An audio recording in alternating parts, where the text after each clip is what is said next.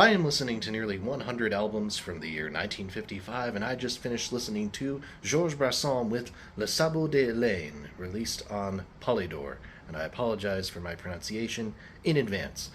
Georges Brassens, this is his third record on Polydor, and Brassens, if you haven't heard me talk about him in my YouTube videos, very kind of early French chansonnier, French singer songwriter, and his tunes are notable for kind of pushing the boundaries of what is considered perhaps appropriate for airplay and for songwriting in general.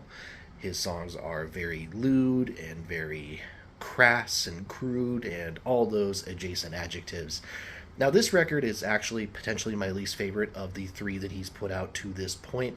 I think it is the most crude in a traditional sense. Like with his previous records, you have tracks like Les Gorilles, which are very perverse to the point where they're fantastical.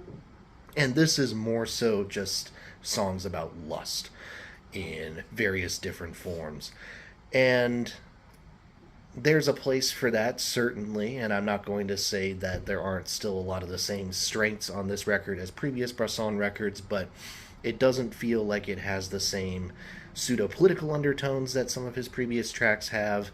I think this record sort of just feels like it's being crude for crude's sake at points, and again, I have no problem with that necessarily from a satirical sense, but I do think there's a little bit less meat on the bones of these tracks compared to previous ones.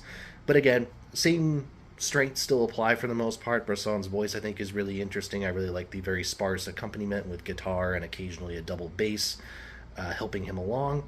So in that sense, if you like the other Brassens records that we've talked about, the first couple, hard for me not to recommend this one.